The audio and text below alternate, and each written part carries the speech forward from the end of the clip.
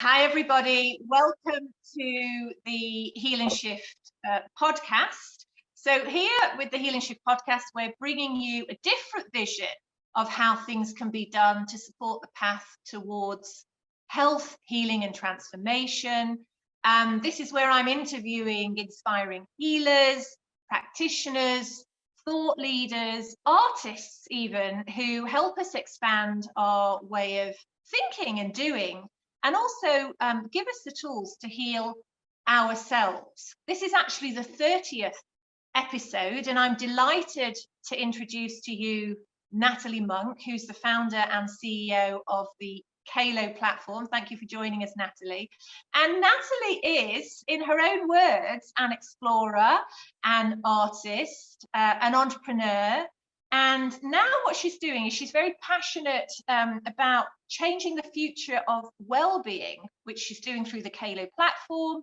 And Natalie's bringing tools and transformative experiences to the world to inspire others to live their life to their fullest. And just a bit about me, a bit of background as your host. I am an Ayurvedic practitioner. I'm the author of the Dr. Oak See You Now, Staying Healthy While the Medical System is Rebooted. I did a TEDx about 4 years ago, and my talk was titled, How Might We Be Healed in the Future? And my aim through my work is really to help activate self-healing, and the techniques that I share have also attracted many to train as Ayurvedic body workers. So Natalie, thank you for joining us today. Delighted to have you here. You look the picture of health, and your career actually was initially formed by how art and space exist in relation. Very interesting artistic background. But you have been on a lifelong quest for health, and you've created Kaylo, which is the home of well-being, and it's unique in providing answers for people looking for ways to thrive, to fast-track their learnings and experience. So could you bring us up to date? Tell us about your journey from working in New York City with all those wonderful artists to today holding what I consider a sacred space for people to heal. First of all, thank you, Sunita, for having me. So I love all the work that you do. You're also on our platform because I think you're amazing in what you do. And I think what you do is so important. So thank you. And thank you for having me today. Oh my gosh, big question. So I've had many lives without a doubt. And I was an artist. I actually really believed, I believe everything has an effect on our being. And so even as a young child, I really believed that creating spaces and creating beautiful spaces and bringing beauty and proportion actually affected how we feel. And so I was quite fascinated about, and I was spatially, I'm severely dyslexic. So going into the world of academia was not an option at all for me. So I'm spatial and I understand energy and I understand sort of beautiful spaces. So that's kind of what I wanted to do. I wanted to turn people on, but I had no idea about anything to do with, I didn't know the word spirituality, nor did I know the words healing. I wasn't into that at all until, being dyslexic, I wasn't very good at school. I loved working. So I'm a worker bee. And I went to New York. I started working before I went to university. I was working in the fashion world. And then I left the fashion world after many years because I actually wanted more freedom because I'd studied a bit of architecture. And so I wanted to then go and started dealing with forms. And I went into fashion because I hated shopping, but I loved, and I could see how what you put on actually affects someone's mood and how they felt about themselves. So this constant relationship between us and the world around us and how it plays with us. And being a creative spirit, didn't matter what I worked in, whether it was wood or whatnot. My thing was what's the relationship between you and it? Then at the same time, probably in my 20s, I got very sick, and I got Epstein-Barr, which they think was also triggered by Lyme's, but they didn't know what it was for a very long time. I was in bed for 2 years, and this sort of started basically a 20-year health journey of having to deal with major health issues and 9 major operations and all kinds of crazy stuff. I spent more time and more money with doctors, surgeons, healers, desperately looking to come back to my sort of true north. And as a teenager, I was a professional athlete, and I was someone who was so good at being in their body. I had a lot of energy. I was positive. So I didn't quite understand. I kept on, even at the beginning, when you have something like Epstein-Barr or any sort of autoimmune, the first thing that they do is they think that, oh, it's psychological. They're not too far off. But at that time, I really hated it. I was just like, and they basically then didn't even give me any options of what to do. They were just sort of like, we don't know what's going on. You're just not functioning. They were like, your liver is shot. They said my liver was shot. And they said I needed to stop drinking alcohol, which I didn't drink any. I love dancing. So I was like, there's all of a sudden these disparities. But this basically sent me on this path while working, while getting married, while having 3 children, because I love my work and then my children. I had to deal with my health all the way through it. And that honestly became my number one thing. And I just constantly was looking for what's going on? Like, why do I keep getting sick again? Why do I keep having another operation? And just trying to really connect, but it took a long time to really understand and connect the dots. And I would say after 20 plus years, I now really understand the healing process, and where the issues went wrong, not where the issues went wrong, but where the opportunities came to be able to grow and become more connected with yourself and to learn more about yourself, to know how to expand. Well, you talked about a few different things there. So operations, moving into a healing space. And now, very much, your focus with the experiences that you're delivering through Kaylo are focusing on consciousness, raising awareness. So how at what point did you realize that was the key to unlocking, maybe some of the issues, challenges that your body was facing? It's a good question. When I was a kid, and I came from an amazing, gorgeous family who I absolutely loved, but I was very dyslexic and couldn't speak. And so I had basically I couldn't function at school, nor could I function at home. I didn't feel safe. When you're silent, things happen to you. So I started really not liking being at home or at school, and I started really not feeling safe. And so the only place that I felt safe when I was 10, 11, 12 was nature. So I basically started having this insane communication with nature, as it would just save me. And if I didn't have that to have saved me, I'm not sure where I would be today, to be honest, because I needed to go out into the field. I needed to feel brushed by the wind to know that it was okay. I needed to see the leaves move. I needed to be around fire. I needed to be around the water. All these things naturally really, really helped my being. I didn't know anything about consciousness. I didn't know anything about meditating. But if I look back now, I was totally meditating when I was younger. I was so connected. It was my saving grace. So I think then I started in my 20s. When I started getting sick, I started doing energy work. I started meditating. I found yoga when I was 18. And when I found it, I literally was like, oh my God, this was a saving, total savior.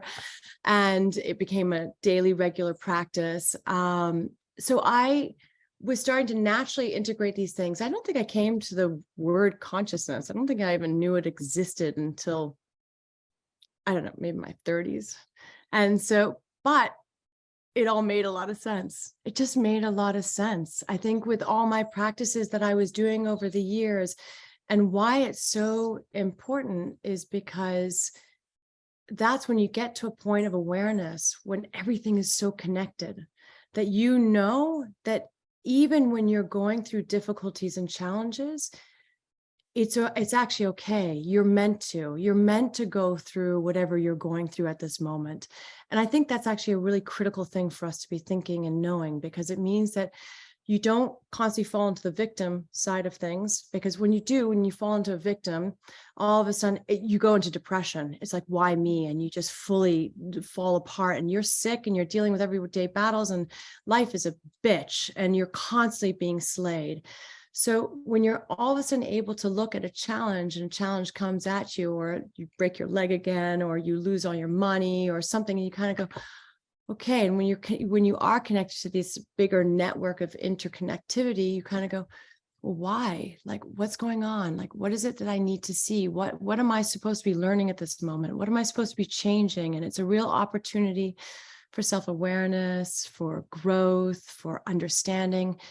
And the more aware you become, the more exciting actually your journey becomes, because it just means that every single day is an opportunity to learn, grow more about yourself so that you can start really being able to flow through life much more easily. And that's the only thing in life we've got, right? Because life is tough. Well, and we are a work in progress, all of us. You know, we're all guiding each other home. You know, which is again, it's very much part of the journey. What I love listening to you is the curiosity. There's a huge curiosity there, and whether that's with materials, whether that's with art, whether that's with health, the body, and it sounds to me like that curiosity is what sort of drove you to maybe the next light bulb moment, and the continuation of staying on this journey, because for many they might find it a bit overwhelming to maybe sit and practice some of the the lifestyle skills that actually we're also talking about here. So I have to ask you, is there anything that still dominates you? Is there anything that you feel I still need to work a little bit more on that area, or I need to bring more of that in? Really good question. I just want to go back to curiosity. Thank you. Because I do think curiosity is it's such a lucky thing to have. And almost to nurture it, because it is the curiosity that kind of saves us in everything. So it's a really beautiful thing and so I feel very thankful that I did. And I think I found these things because I was desperate. I needed help. Like I really needed help. I was, like I didn't find it anywhere else. So it was the only thing I could do to save me. And each moment I found something new that helped like give me relief. And I don't even think I knew how much I needed help, but I was really needing help. So I think where the curiosity and being somewhat connected to your own intuition, to be able to go, when you feel something and you go, this feels good, and I got to go back, I got to come back, to lean into that. I think that helps. So today, oh my God, there's tons of stuff. My husband moans about it all the time. He's like, you're so wise, da, da, da. But he's like, but look at you still getting arguments. And I'm like, of course I do. Like, still there. Until I am on my deathbed, I'm going to be having major issues. And he's like, but you claim you're so happy, but you don't look happy. I'm like, no, I'm fine with not being happy at the moment. I'm fine with struggling. Overall, I am so happy, but doesn't mean I don't have no struggles. Oh no. And I have fear. You wouldn't believe it right now, but I have total fear of speaking and coming out in the world. It's one of the reasons why my team has been like, Nats, you need to come out. You need to do part. And honestly, I've been like, why? It's not about me. This is not about me. This is about all the amazing practitioners I bring together. It's all the beauty. I'm just putting it together because I understand it. I'm like, why do I need to come forward? And I guess as a kid who couldn't speak, and was severely dyslexic, and honestly, I couldn't find the words, and nor could I put them in sequencing order. I mean, on every level, I really struggled. Even at 12 years old, I was really struggling to speak. The guys thought I was beyond shy. I couldn't speak to one guy. So it was, and now my father, when he died, he was like, boy, you've made up for all those years of silence, because I can talk, but I'm not good at talking when I normally have to go out potentially to the world. So I'm learning, I'm getting rid of that. I'm working on fear. I'm a really big believer. When I was a painter, I had fear of the plain canvas was so beautiful, or you'd make something and it was so beautiful and you loved it. But I was like, but it's not deep enough. And I want to go deeper. And so I'd have fear, because I do love beauty and beautiful things. And I was kind of like, oh my God, sacred. I've made something really nice. I don't want to touch it. I could have fear of making an ugly mark at the beginning, but I really knew, I was really conscious of it. And I was like, bring in the ugly mark, because it's about dancing with the ugly mark. It's about, and so I actually, every time there's a fear thing, I'm like, okay, it makes me go, let's step into it as opposed to run away from it. Let's do it. Let's go. Let's dance this dance. I'm gonna do it. So I started putting major messes on I would actually like forcibly make a boo-boo on my paintings. And then I would work with that because I was just like, it's so important to work with what's natural. It's so important. And what is natural is actually the fact that we're not perfect human beings, that we are ridiculously, we're filled with, I won't even say imperfections, we're filled with uniqueness. It's just that our world loves to put everything in a box and say what is perfect. And that is the most stupidest thing in the world, because actually everyone is perfect. Everyone is everyone, even the ones who have offended, they have gotten there for a reason. And they are also a mirror to us in society of like, what are we doing in society to look after these people who have gotten to this point? So I'm a really big believer in stepping into fear, into celebrating all of our imperfections and loving all of our imperfections and knowing that that makes you everything who you are. And so that's beautiful. And that's such a strong message for anyone who's listening to this and listening to your words. And to me, when I listen to you, I feel like there's this huge, it's a calling, there's a huge obligation that you have to fulfill, and potentially that may help you break through any barriers that you may still have in the sense of sharing the work that you do through Kaylo, your own message, your own journey, your own story. And we can all learn from that. We can all actually learn that there's something, that we do, if we really tap into what that purpose may be, that can help guide us and give us strength. So I believe that everyone has a gift on planet Earth. And everyone has a gift on planet Earth. Everyone's giving their gift. And the key is our job is to align ourselves, to get rid of our conditioning and to align ourselves to really who we are. Because the sooner we step into and acknowledge and become aware of who we really are, not what our parents think we should be, not what society thinks we should be, not what Instagram thinks we should be, but when we step into who we are, all of a sudden it's true. Like, you figure out what you care about. And when you figure out what you care about, you do it. And like, there's nothing going to stop me. I've been hit on the head many times with Kaylo, and it's not easy.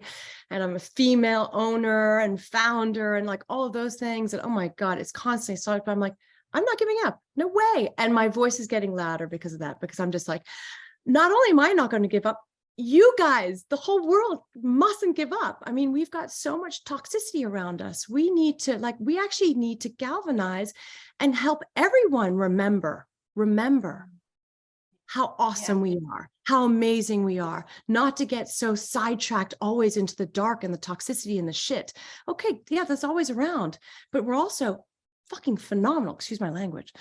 Yeah, we're amazing and we're brilliant, and our human bodies are brilliant and they can heal themselves. Like, with the work that you do, you give them guidance, intelligence, and nurturing, and our bodies can heal itself. I mean, just so that I think just for everyone to know is that the only way I ended up healing, unfortunately or fortunately, for whatever reason it is, was when I went 100% natural.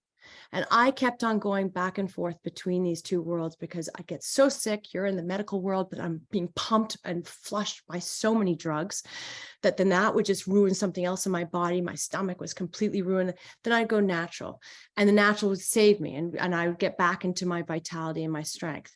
Then I'd move countries, get super sick again. The first person you go see is like a doctor, GP, whatnot, more drugs in me. And then I get super sick again. And it was just like this ping pong until now. I know it so much. I don't touch, there's nothing. I don't touch anything. I'm totally natural. And I'm just like going, because my body is so intelligent, I'm giving it what it needs. And also naturally, everything that it needs is much more accessible, because you haven't filled it with all the stuff that is going to create issues in your immunity and your strength, and it opens up all the channels as well. Yeah, totally. And it doesn't cost money. This is the thing. This is what's also so interesting. I think we really try in Kaylo also to show that and to try, because I was lucky.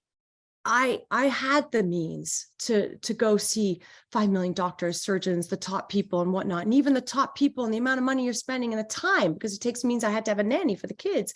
It meant that I couldn't work at that moment, like all these things. So I was lucky, and I would see the top people, and I was still getting lost and thrown around and getting sicker and the whole thing.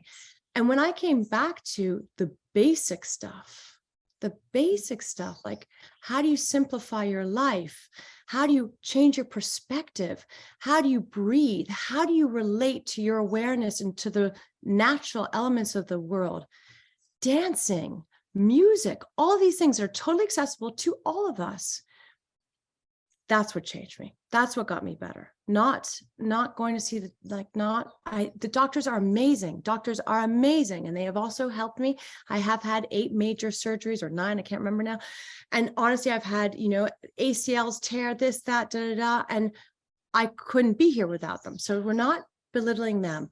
I think that where I'm talking about, there are a lot of people who are sick with more because of anxiety, stress, depression, chronic autoimmunes, all of these things. The medical world is really struggling to figure out how to help. They don't know how to help those guys. And they don't know because they don't look at the root cause. They're not actually asking you. What is your emotional state? How were you as a child? Like, how is your marriage or your relationship to your parents? How do you feel inside your body? Yeah. There's no real inner work that's going on, and Nothing. we have to shift all of that conditioning. And the only, we also have to do a deep dive, and we have to ask these questions as well. So we do have to go into some experiences that might be painful, but ultimately the awareness that we gain, which is all the wonderful work that you've done on yourself and you're sharing through Kaylo, is the wisdom, and it's that wisdom that actually then enables you, to move forward. And I know the work of Gabor Maté really resonates with you. So for those of you who aren't familiar with Gabor Maté, he's an addiction expert, he's a speaker, global speaker, author, and a physician. And his special interest is actually in childhood development, and actually how that impacts the way we are, the way we live, maybe some of the things that we experience in adult life as well. So tell us, what particularly is it about his work that resonates with you? I have to say, I absolutely love Gabor, and I am so thankful for his presence on earth. And there's been also amazing, so many, and I'm not going to repeat their names because I'll get them wrong because I'm so dyslexic. But there've been also so many people who have led Gabor to get to where he has gotten to in his work. But I think, he's just come out with his book, The Myth of Normal. And that is going to change how we look at medicine. And if it should change. It should make us change how we look at medicine. Because one, he's saying, we cannot accept what is happening today as normal because everything is out of whack. And that's a whole nother conversation. I'm going to go back to Gabor. But a big part of it is because we are so disconnected from ourselves. And normally we are a culture basically of walking zombies. It is true, because we have been disembodied at some point. So this is very much his theory. I 100% agree.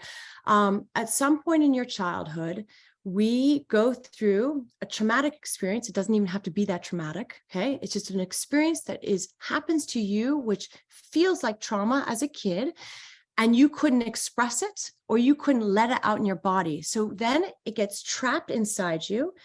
And as kids, we aren't able to communicate these things. It gets trapped inside you. You end up holding it. You don't understand it. And you start building walls around yourself to protect you. Those walls are normally the center of where you're going to get sick, right? Because you're not allowing yourself to access that area. So as you grow up, the walls get bigger and thicker, and they're the most incredible walls because they save you. And they're really important. But at the same time, they're not necessary. And so he talks a lot about, it's not the amount of cigarettes that you smoke that are going to kill you. It is actually, when was that moment when you separated from your body and you separated from the alignment of your true self? And he said something which I thought was just so beautiful to me, which is, when you align your heart and your mind and your body, like your gut, that's when true wisdom happens. I think that's really, really beautiful. And I think you said something before, which is our ultimate goal in life is to understand and to get to our wisdom. Because if we can get to wisdom, we can start to really understand why challenges are happening to us every day and why life is so tough. And so that's all we need to do. So Gabor is, and he talks a lot that these things happen to us in our childhood because we're too young to be able to say what we need or to express it, or we're fearful or all these kinds of things. And so his whole thesis is he's got a program called Compassion Inquiry, which is about being kind and loving to yourself while you go and you investigate what's going on, what happened. So you go back and you might revisit an old story, whether you do it yourself or someone helps you, a facilitator helps you. Make sure when you do this and you go back, all these stories, go back with an open heart, go back really soft and kind towards yourself, because you haven't done anything wrong. It's circumstances and situations that put you into this. There's no blame game here. There's nothing about like pointing fingers and judging it and whatnot. This is a moment for you to understand what happened. And then a lot of times you'll find that, okay, someone did something to you. It's a big one, right? It's like your father abandoned you or whatever. I mean, it's almost always, or someone the person who stole your rabbit in the play yard. And for whatever, that rabbit was your safety and your blanket, and someone ran away with your rabbit and threw it in the bin, whatever it was. And then, but that just was like, my rabbit is gone. My safety blanket's gone. So there's normally someone else who comes into it. And when you get to a certain level in your healing path where you're able to actually give them compassion because you realized why they did what they did, because they also had their issues and their insecurities and all that kind of stuff, you can just start seeing how it's okay. So you can forgive and you can let go. You can forgive and let go for yourself, for whether it's holding on to these issues and becoming a massive addict. Like, I mean, Gabor and so many people, I have so much love and respect for addicts. Same with people who are slammed in jail. These guys, that no human being or natural being comes on this earth to have that happen to them. But it happens because they get disconnected from themselves. They can't access themselves. They can't be everything that they are. I don't believe that we're inherently bad. I don't believe in like negative, conspiracy theories. I'm not a big conspiracy thinker because I actually think by nature, if you look at children and they're left in a safe, with a roof over their heads, they've got food, they are just innate, beautiful beings, right? Yeah. That's who we are. Right? So in the end, the healing journey is actually about connecting to the little child we were before we got hurt, and connecting that beautiful, innocent, gorgeous child who had its curiosity, who had its love for life, who's just looking at everything. And so we got to go back and connect to our gorgeous, yummy child and integrate it with our adult wisdom of our life experiences. Wonderful. Yeah. Now, just to add to that, a number of the clients that I see, and I'm, helping them through a certain process, and I do see, quite a few clients who do have some level of childhood trauma, and we're kind of working through it with some, talking, and then also through energetic body work, and really trying to, move that impression that still is seated very deep in the cells. But, I've also found that people are scared to do the deep work. They're actually scared to open the workbook, ask the questions, and go into that space. So, from the journey that you've been on, what can people give up to restore their own sense of personal power? Because that's what they need to do to actually be able to go back into this space and not be scared about it. So this is where I think education is really important. because I think people need tools, they need help. It's really hard to do it all on your own. It's really impossible. It's why the self-help market is so big. I mean, it's really difficult because what happens is as we get older, we have our survival patterns are so ingrained in us. We have our patterns and we're going to keep going through those patterns. So to break a pattern that's been going on for 20, 37 years, 40, 50, 60 years is really tough. You're asking a lot. So you need to know that you need help, and you need to ask for help, and you need to find help. And the key is to lean in to find help with people that you feel safe with. Safety is a really big issue. So the majority of people don't feel safe, and it's really tough to feel safe. We don't feel safe in our own bodies. That's a big one. Like we don't. That's why we can't drop into our own bodies. That's why something like a sound healing, as ridiculous as it sounds, and it seems so simple, it's actually the most profound thing ever, because we are made up of vibrations. So we are made up of vibrations. We are all affected by music. No matter what it is, you get affected by music. By us lying down, doing nothing, but letting ourselves melt and letting the vibration of the music do its magic into our body, whatever it's meant to do. But our whole job is to surrender to it and let the magical notes, because when something is done, when music is really good, even if it's disjuncting and hard and whatnot, there is actually harmony in it, right? And it's that harmony that our body needs to feel safe. So this bypasses the brain, because our brain is the most lethal thing ever, because our brain is toxic. It's been filled with toxic stuff. It is, it goes straight to the negative thing. All of a sudden we're lying down and we feel music, which shouldn't have that kind of toxicity on you, because it's just music. It's pure art, which goes back to the creativity. And you're able just to allow that beauty of the art, to know that someone created that art, and that art is going and dancing through your cells, and let that open and release yourself and surrender. And even by doing that, it can be so profound, because you can start really crying because you don't understand what's going on, because your body hasn't relaxed like that for so long, because our body is in permanent fight and flight. Almost everyone. That's why society is so out of whack today, is we are in fight and flight mode. So here's a simple thing that we can do. It's the same with dance. Dancing is something, again, this is where music is such a powerful tool to get, like the drums. Almost every human being can feel the drums. And the drums, if you can just allow yourself to relax, to actually let the music dance you, as opposed to you thinking you're dancing, doing a dance move and getting your muscles on. No, let the vibration of the music dance you. You will shake out your shit more than you could ever think that you could shake out, because you literally are, it's almost like an exorcism or whatever, but you're dropping your head and you are coming to a cellular level on your body, and you're shaking out your trauma. And trauma gets caught, and you can have trauma in a day. I take trauma, the word, lightly, but also it's quite severe in what its effect is. But, you have a really bad meeting and someone says something horrible to you, that all of a sudden will get your body to stop, and then your neck will kink out and you won't be happy with yourself. So to me, that's trauma. So, but you get out and you're able, after a day, and you're able to shake it out and dance to the music you love, or whether it's flowing to classical music, it doesn't matter what it is. Just move that energy out of your body. So Sunita, I know I rambled off, but they're really accessible things of how profound these natural things are. And that goes back to consciousness, and the fact that when you understand consciousness, you actually really understand that all we are is energy.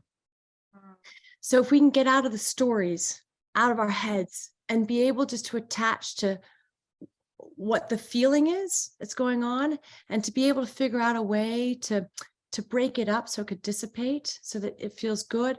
That's our job. It's like we're moving energy. That's our job. That really says it, doesn't it? And that is exactly what you have done with Kaylo Life, Natalie. That is exactly what you've done, and you're bringing all these wonderful practitioners, experiencers, into this hub. So And I know this is also an entrepreneurial journey. I'm also an entrepreneur and completely understand that journey. And so, but when did this vision become apparent for you? And what do you feel what did it require to manifest, to bring into being? So I got the vision really strong in 2015. It was really clear. But I'd also just given birth to my third child. And you have a vision, but timing might not be quite right. And so I started working on it more in 2017, but it was also because I love spaces and creating spaces. It was more of a real estate project and creating a home for this, because I believe space matters and how we move through space really matters, and nature. So it was really supposed to be this amazing home that I hope one day we get to. But the pandemic really pivoted us. And when the pandemic happened, the world changed really quickly. I not only at home did I have, and I think he'd be fine for me to share, but my husband actually ended up he got a death sentence given to him, and he went through his own nervous breakdown. And while he was going through that, I knew how many amazing practitioners we had, and I knew how people weren't going to have access to anything. And I lived in London in a very mixed community around Goulburn Road and the whole thing. And I was just like, oh my God, everyone's going to be trapped in their rooms, and people are going to go nuts just because they're going to be trapped in their rooms.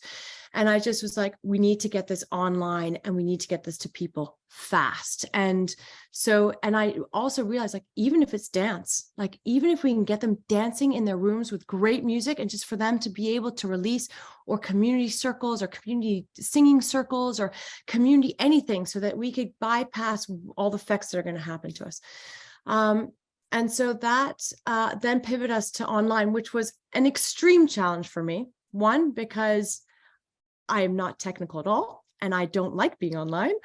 And also because it actually relies on marketing, which is not my favorite thing at all. And I always believed, even when we were going to do the other project, that I was never going to spend money on marketing, because I'm a big believer that if you do something well enough and you're speaking the truth, you don't need marketing, because people will know that that's what they need and that's what they want. When you start a tech business, it's a totally different thing. It's like you're a needle. And then also we had major tech challenges, and major. And so it delayed us and this and that. But again, I really believe everything happens in its divine timing.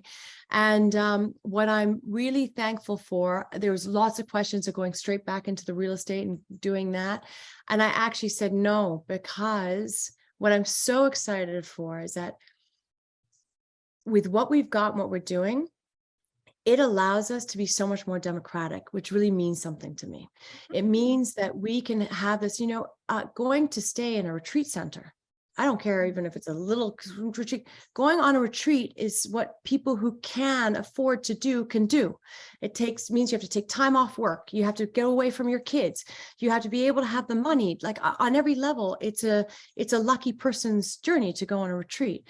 And for me, I really want to get this work to literally anyone who wants it. So that means whether you're we're working with a housing company, who's the first housing company in the UK, who wants to bring in well-being for people who have no housing, and whether they've just come out of prison or whether they're refugees or whatever. It's just like, I really want to get into more of the people who really don't have access to this. They don't know that it's accessible to them. And I want to help them know that it is there for them. And so by going online, it's actually really exciting, because it means that we can make this much more accessible to anyone and everyone who couldn't travel or isn't surrounded and, close to you to be able to come see you, or they don't even know that this is available to them. So that's where we're going, and we'll see what happens, because I believe everything happens for a reason, and it's going to go where it's going to go. Yeah, it really does. And at the end of the day, you're contributing to well-being on all different levels. So you can get into, move into communities, like you say. Once you're online, that platform really is accessible. You can go through, if you want to work with hotels and go that route, you can go through into the rooms in that way. You can still do, I know you still do live events, and that will continue as well. Festivals, we did festivals this summer. So what's fun is we know what we're doing. So now it doesn't matter where it goes out. It's about actually just making sure we're conscious with our time and energy because we don't have that much. We're still a small company, but Yeah. we know what we're doing. Like, I know that everyone who's been on our journeys online, the toughest thing is right now, people don't know that they can do so much healing work online. Yeah. And it's actually profound what can happen online. And we explored it because I had to do it with my husband, and we started right at the very beginning. And the thing is, you can do everything online. You can do energy work, you can do everything. And not just that, we do everything in supported circles. So it means you're with a like-minded community. One of the biggest reasons why most people are sick is because they're lonely. We have a world of lonely people. We've lost community. So we don't have the support system we used to have, which is, we're supposed to have the elders around. They're supposed to help us with the kids. They're supposed to all these things. We don't have that. So we end up having to go through our struggles all alone. We think that when we have endometriosis, we're the only one who has endometriosis, or we can't have children, we're the only ones who can. And so you're fighting all those things all on your own. And that's a lot of time. You end up having to try and, like, you have to navigate that. It takes a lot of time, takes a lot of energy, takes a lot of luck that you might get the right thing at the right time. We're trying to fast track that. Like, no. We have the tools. We have the journeys. We're here to hold your hand. You come to us for a specific reason, whether it's because you're wanting to get pregnant and you're kind of excited about it, but you want to make sure you're getting your body prepped in the best way, or because you're doing IVF, you want to get your body prepped in the best way, or you're going through menopause. We have the journeys. We've picked the best people. We've picked the best things for you to read. We've picked the best music for you to listen to. We've put these packages together that are awesome. And we hold your hand and take you through a journey. And you also get the intimacy. So you get to ask all your questions, and you also get the community. So you get to realize that you're surrounded by a bunch of other people who are going through exactly the same things you are. And that's, really key. It means you can teach them, aspect. and you get to teach them, and they get to teach you. And so it's not just about the practitioner, it's about the group. It's really beautifully profound. So that's what we do, Kayla. And I have my one more question for you, my dear. And this is really, if you think about people who are listening to your words of wisdom, the power in your story, your journey, is what truths do you think they could tell themselves that would increase their health and wellness today? I think it's the hardest thing to do, but I think we really have to start really loving ourselves. And so we have to, it's almost like compassionate love for ourselves, and to know that you are 100% perfect the way you are, with all your naggles and all your things. And to know that actually our challenges, our imperfections, those are actually our gifts. The things that come easily, the things that are successes in life, they don't teach us anything. What teaches us something is the challenges that we have to walk through, where we have to get hit on the head, we potentially have to die and rebirth, and we have to learn from it. That's where you're going to learn, and that's where you're going to get the biggest sort of transmissions of light and understanding of how this world works and who you are. So I say, all I wish is that everyone spends a little bit of time every single day. So I have a really simple trick. I have so many tricks. And that's what Kayla's about. Kayla's about tricks. Tricks and tools and experiences and all that kind of stuff. So because we need to trick our brain. So even by creating an altar. So I believe it's really important to bring sacredness back into life, because it just makes everything that much more nourishing, and everything can be sacred. It's gratitude and sacred, to be thankful for the nature around us, to figure out what we can be thankful for, for the love of my child. Even if I'm really struggling and I can't bring in the money, I am so thankful for this love, and we are going to get through this together because we were put here together. And so this ritual that I have is that I think everyone should do. It's just somewhere, and it doesn't have to be grand at all. You create a little altar to yourself. And it's just, the most important thing is having a little photo of you, or photos of everything, people that you love, that have held you, kept you safe, nourished you, Don't put anything in there that really does not do that. Don't put anything in there for someone else's reasoning. This is really yours. And you might put in a stone or a rock that you found, or a feather that you found, or a leaf, or anything, or something that someone gave you. And you create this little altar, and you have a little candle, and you just, every morning you light that candle, and you just say thank you to the whatever it is that has supported you to get you through. And the most important thing you have to say thankful to is to you, to yourself. And it's just a moment for self-recognizing, even if you're in the dumps, and even if you're going through addiction, and even when it's really, really tough, I promise you, there is so much to thank in your being. It's not your fault if you're going through depression. It's not your fault if you're sick. It's not your fault if you're having anxiety. Our society is brutal right now. It's brutal. It's brutal to survive. So we need to create safety and safe havens and love havens for us to be able to thrive and figure out how to thrive. So lean into what feels good, lean into hanging out with people who are truly supporting you to grow and evolve, and create that little altar to ask for help, to bring in whatever energy, whatever you believe in, and just say, please, help me. I'm here to listen. I'm here to be guided. And just, again, just self-acknowledge yourself, just the self-love. And if you need to wash things away really quickly, because we have shit that we need to wash away, every time you have a shower, every time you jump in water, just literally be like, just wash it away. Wash this shit away. It's only stories. Just wash it away. It's not who you are. Your shit is not who you are. It's just stories that happen to make up one part of yourself. And we have many parts of ourselves. So focus on the yummy parts of yourself, the parts that you want to ignite, you want to connect to, the dream and the wish that when you were younger, you're like, God, I really love singing. Sing in the shower, whatever it is, just find the simple things, smell the roses, lean into beauty, because it's all around. And nature, go in nature whenever you can, because it's always got your back. Yeah.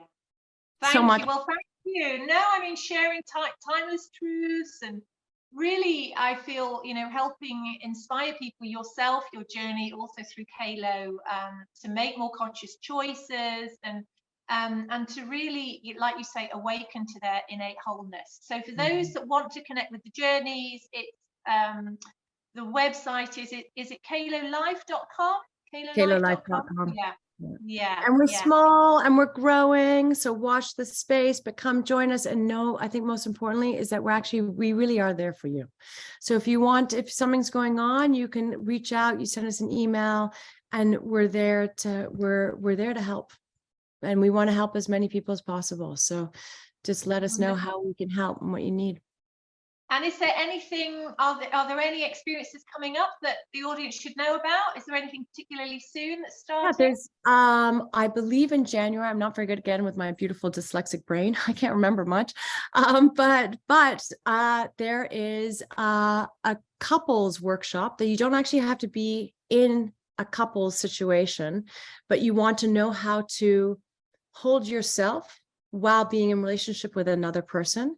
That's coming up in January, and that's after, and I think it's some of the most fundamental, potent work we can do on ourselves. And I think everyone should do it, because it just means that, again, it's tricks and tools to help you become more aware of your triggers, your partner's triggers, how you can communicate better, and then also how you can have more fun together.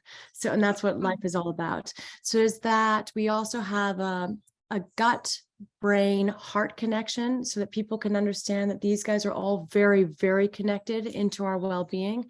And in order to be able to thrive, not just survive, how the understanding, so we learn sort of scientifically what's going on with the connection, but then also tricks and tools to help with aligning all of these areas so that we can become more connected with all of our different parts. We have so much going on. We have a menopause one. There's so much, and there's so much more that's coming. There's so much. Yeah, it's exciting. Wonderful. Well, Natalie, thank you so much. And, we're looking forward to hearing more and just joining you on this journey. Sunita, you're so with me on this journey, and I'm so thankful. I'm so thankful for all the work that you do. It's amazing. And I just think all of us people who have the same thought patterns need to come together and make some real noise that this is possible for people. So thank you for having me today.